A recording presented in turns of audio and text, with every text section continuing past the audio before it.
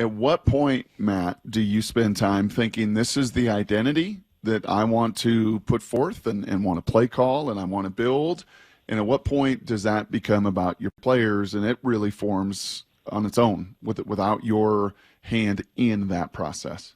Schematically, I think usually that tone is set by the head coach. Like if we're talking NFL football, like that's usually set by the head coach, and it's just like an identity. And this is my vision for the program. And different people have different visions. You know, you got like the Rex Ryan ground and pound vision, and then you got other guys who like Andy Reid. Like, how much fun can we have out here? You know, how much can we put the ball in number 15's hands? And so, like, those philosophies are usually set from the top and they trickle down. So what do you think happened here?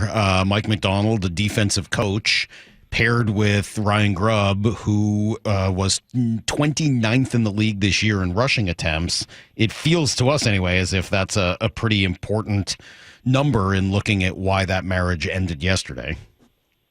Yeah, that happens a lot, right? Like, you know, and I think from the surface, people are like, wow, Geno had an amazing year. Look at his numbers. Look at his stats. Look at his incentives that he hit. Like, this offense is a threat. They got wide receivers all over the place. Like, you know, there's some great stuff. But again, like, you got to go to, like, the leader of the group. And, you know, that's the head coach and what's his vision for it. You know, Pete Carroll took a lot of heat for a similar thing. Like, he had this formula. It was rushes plus completions, has to hit a certain number. And I thought in spots, the Seahawks played, I think, what that Mike Macdonald offense wanted to be. You know, there were some games, you know, second time around games within the division. I think of Arizona as a good example of that. But, like, if you were to point to, like, one example, I just go back to the week one game where I think the Seahawks had scored less than 10 points in the first half, and Mike Macdonald gets interviewed at halftime. And, again, like, the coaching staff's coming together. They hadn't worked together. And he says to the sideline reporter there, I forget who it was, and he's like, you know, she's like, what do you got to do? And he's like, we got to get back. We got to run the football. And in the second half of that game, to me, that looked like a guy that came from Michigan and came from Baltimore. Like, that's what he sort of like, that was his vision for it. But again, that's just, I think it's a little bit of speculation on my part. But typically when you have a guy that's coming from the Harbaugh type pedigree, that's his vision for it, and that's not necessarily the vertical. Matt, you played for a lot of different coordinators over a couple decades in the NFL, and even probably back to college as well. The attributes of the best coordinators, in your estimation, maybe we'll keep this specific to the NFL. In your life experience, what were the attributes of the best offensive coordinators / play callers that you played for? I think they were organized and detailed. They were great teachers. They also weren't trying to prove how smart they were. They were, you know, able to keep it simple enough so guys could play fast. We broke the huddle quickly. We had time at the line of scrimmage. We didn't have a lot of penalties. Flexible and confident enough to, at times, go no huddle. At times, give the quarterback some tools at the line of scrimmage. You know, sometimes understand it's not what we can do, or sorry, not what we can't do, but what we can do. You know, like, I think some of that. And then also just really, I think one thing I learned is, like, maybe just understanding the NFL game is a little bit different than the college game, and how you got to play complementary football and all that kind of stuff. But none of that is a shot at Ryan Grubb. I think Ryan Grubb's super great as a coach and fun, and I think with the right head coach, he could really do some damage in the NFL. I thought the Seahawks had a decent year this year, but again, that fit from what the head coach is looking for the vision of the team is really important, because ultimately, you know, that's who's going to get fired if things don't go right by the end of it. So, Matt, you got to help me understand something. I've been working on an edict. I think it's an edict. It's something like, it might be a doctrine. I don't know what it is, but it's essentially you can't run the ball if you don't run the ball.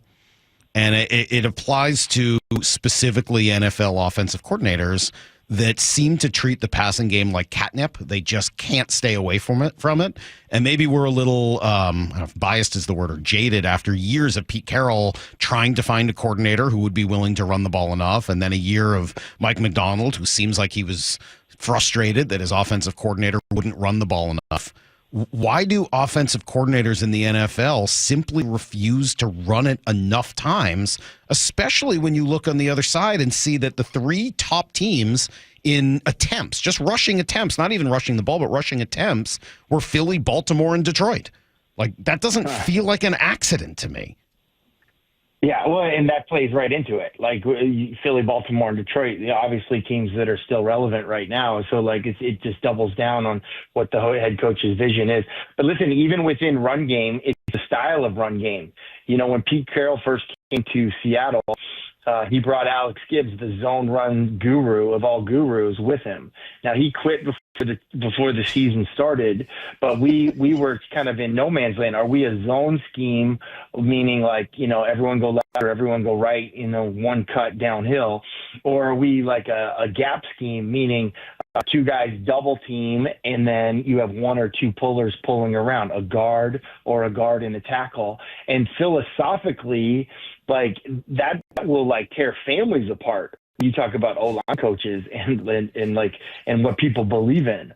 So like, even with like the runs, what kind of runs? Some people view zone schemes as soft. Like for whatever reason, they got a hang up with it. And they view like gap schemes, double teams and pulling guards as tough. And that can be a splinter. Sometimes you'll tag a pass onto a run. You will literally call a run and tag a pass to it, and the quarterback decides because of box count or safety rotation or whatever, he throws the ball, but you actually, as the play caller, called a run. And so, like, there's a lot that goes into it. That's why I think that formula of runs, like rushing attempts plus completions, is such an important part. And for me, completions to the running back is an important part. But everyone's got their formula and their vision, and I think that's where sometimes things just get like maybe lost in translation, and it's not as simple as like run the ball or throw the ball. Mm-hmm. And I think Coach alluded to that at times this year, Salk, with all the RPOs and some of those different plays. That really Geno's in control of this thing. All those things are true. I get it. Like, I believe you guys. You guys played the position. Coach is the head coach of an NFL football team. I still stick by this. If you don't try to run the ball, you can't run the ball. Like you have to run the ball to run the ball. You have to hand the ball off or pitch it in order to have rushing attempts. And it continues to boggle my mind that we talk about this year after year. Even that though, Salk, like how you run the ball. Like there's a trend right now. I feel like this has probably started in college football. There's a lot of really, really creative run game out there. Like I go back to that Twitter account, Dan Casey, like just for fun. It is very, very creative out there. And not everybody is creative in the run game. They're creative in the pass game. They're creative with formations. But like, there's times where people are pulling, everyone pulls the guard, right? Well, not everyone pulls the guard and the tackle. Sometimes your tackle's like this high priced guy and you don't want to pull him. He's more of a pass guy. But like, there's creativity in the run game that, like, I would say the teams you mentioned, Philly, incredibly creative in the run game. Detroit, Baltimore, incredibly creative in the run game. So I just think it's not as simple as just run and just pass. Yeah, but that's got to change because as the last 10 years has forced all the linebackers to evolve from Ted Johnsons and Levon Kirklands into these little, glorified safeties running around trying to plug holes. And all of the guys up front are pass rushers and NASCAR package and all that. Like, you better find some people that can run the ball because it seems like that is now one of the great opportunities in the NFL. Yeah, I agree. I remember we had philosophically a little bit of a difference of opinion when I finished my career at the Indianapolis Colts. We were really good. I think we finished in the AFC Championship game that year. And there was a very important coach on our staff who believed in using a fullback.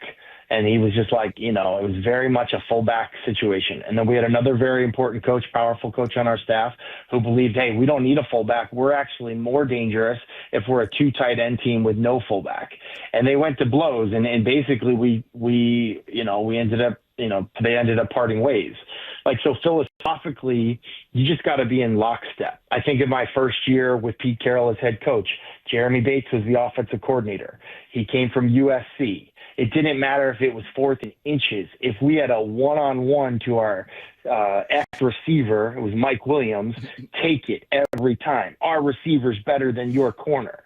And like just being real about it, like that probably was true at USC, and like that's not always true in the NFL. Like, you know, 4th and 2, you should probably hand the ball off. You know, so like there is just sort of like this philosophical, and then he was gone after that year because I don't think Pete saw it the way that Jeremy Bates was seeing it. You know, so like there's a lot that goes into those things, but ultimately the head coach sets the tone, and then everybody's got to like be absolutely on board with that same philosophy. Okay, last thing here for you, Matthew. You mentioned your final year in Seattle and some of the parallels with Geno Smith this year. You were 35, I believe, in your final year in Seattle. Jeremy Bates was a one and done. Pete Carroll was a first-year head coach in Seattle. Mike McDonald just finished his first year as a head coach. Grubb is a one and done. And Geno will be 35 next fall. He said post-game, this team's going in the right direction with or without me. I think that was the first salvo in a negotiation of this offseason. How do you see this in your crystal ball playing out for Geno Smith here in Seattle? I think it's a little different for him. Quarterbacks are playing way longer today than they did when I was playing for a lot of reasons. That year, I had a terrible year injury-wise, you know, all kinds of injuries, broken wrists, like just all kinds of stuff. And I think Geno had sort of had the opposite. He seems pretty healthy for the most part. And this year was a great year. You think about all the new head coaches that came in this year. Only 3 of them had a winning record. You know, it was a struggle bus in Tennessee and New England and the Raiders, Carolina, Atlanta. And, you know, the Seahawks go 10-7. How they're not in the playoffs, they got to be scratching their head about that. But, you know, between Harbaugh, Dan Quinn, and Mike McDonald, like those are the programs, they are right at the doorstep of being relevant next January, February. So I'd be very careful to punt on that in a reboot. I would find a way to keep it rolling with Geno if I could, and also invest in the position, you know, which is also important. Yep. All right. Well, we were agreed for a while. That was fun. I mean, I agreed with a lot of what you said. 15 minutes, if not. Got to the end, and we can't agree on everything, obviously. Wait, which part? Which do you think? What is your point? Salk doesn't think Geno can take the next step. I don't think you're going to win a Super Bowl with Geno Smith. And I think the sooner you start to move in another direction to find the quarterback that you think you can win a Super Bowl with or pay less money to, I think you just got to start that process. Well, to your point, like when Pete Carroll and John Schneider called me and said, "Hey, we're going to go in a different direction," you know, like one of the things was like, "Hey, it's a new staff here. Like the O-line coach is gone, Jeremy Bates was gone, Jed Fish left to go to be the offensive coordinator at Miami. Like there was it was like, hey, now's as good a time as any for a clean break." So Ryan Grubb not being back certainly gives them an opportunity for an overall change. You're not. There's no benefit of like carryover with the offense. I mean, that is, you know, potentially a negotiating point on their end as well. We'll see where this goes. Matt, thanks. Good to catch up with you, man. Always the best. And we'll talk soon. All right, guys. Yep. There you go. There's Matt Hasselbeck.